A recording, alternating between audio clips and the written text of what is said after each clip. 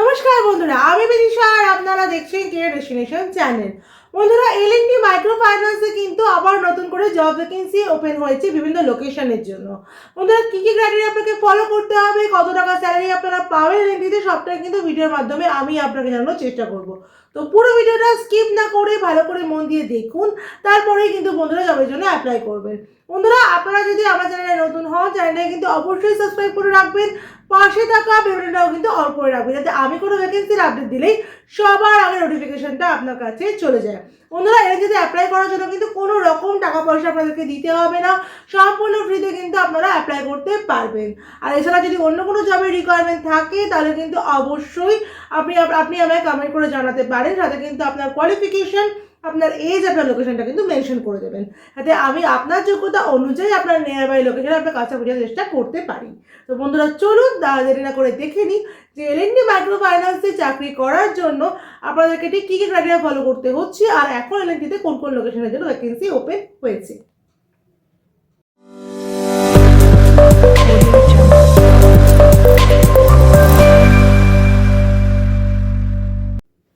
বন্ধুরা, L&T micro ফাইন্যান্সে কিন্তু এখন যে দুটো পোস্টের জন্য আপনারা অ্যাপ্লাই করতে পারবেন। দুটো পোস্ট হচ্ছে, একটা হচ্ছে এফএলও আর একটা হচ্ছে এফসিও। এই দুটো পোস্টের জন্য কিন্তু আপনারা এখন অ্যাপ্লাই করতে পারবেন। প্রথমে আমরা দেখে নিই যে এফএলওতে আপনাদের কী কী কাজ করতে হবে। এফএলওতে বন্ধুরা গ্রামে গ্রামে গিয়ে যারা ইএমআইগুলো কালেকশন করা, নতুন করে গ্রুপ বানিয়ে তাদেরকে লোন করানো, এই কাজটা করতে হবে।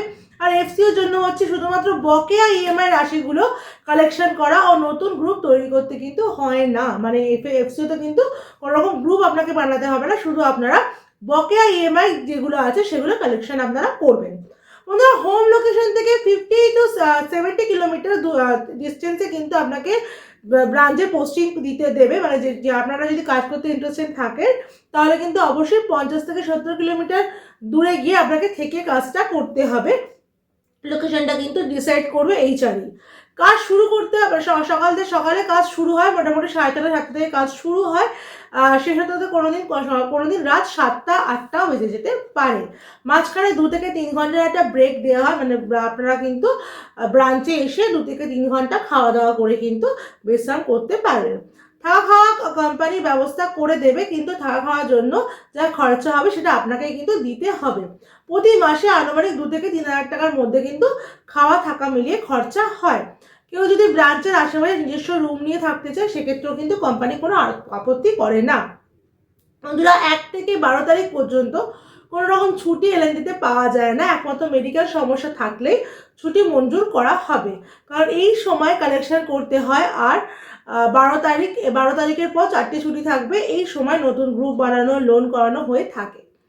বাইকের তেলের জন্য প্রতি মাসে 3,600 টাকা করে দেওয়া হবে। আর যখন কালেকশন করবে তার ওপর ইনসেন্টিভ থাকবে। আর নতুন গ্রুপ বানিয়ে তার লোন প্রোভাইড করলেও তার ওপর ইনসেন্টিভ থাকবে। এখানে ইনসেন্টিভ হিসাবে প্রতি মাসে 3 থেকে 40,000 টাকা অবধি কিন্তু যারা কাজ করবেন তারা কিন্তু মানে আর্নিং করতে পারবেন। বন্ধুরা, এলএনটি হচ্ছে একমাত্র কোম্পানি যে কোম্পানি কিন্তু 24 তারিখে স্যালারি দেয়। মানে 30 তারিখে নয়, এরা কিন্তু 24 তারিখে কিন্তু কোম্পানি স্যালারি প্রোভাইড করে দেয়। এবার চলে আসছি আমরা স্যালারিতে। এইচএস পাস ক্যান্ডিডেট হলে সেক্ষেত্রে তার স্যালারি হবে মোটামুটি 13,700 থেকে 15,000-এর মধ্যে। আর যদি গ্র্যাজুয়েট হয় তাদের 15 থেকে 16-র মধ্যে স্যালারি হবে। এক্সপিরিয়েন্স ক্যান্ডিডেটদের ক্ষেত্রে কিন্তু মোটামুটি স্যালারি 16 থেকে 17-এর মধ্যে চলে আসে।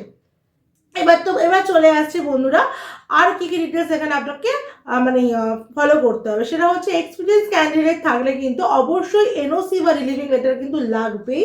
আর ভারত ফাইন্যান্সের কোনো ছেলে কিন্তু নেওয়া হয় না এফএলওর জন্য, শুধুমাত্র কিন্তু এফসিওর জন্য ভারত ফাইন্যান্সে অ্যাপ্লাই করতে পারে। অ্যাবসকন্ডিং ক্যান্ডিডেট কিন্তু এখানে কোনোভাবেই অ্যাপ্লাই করতে পারবে না।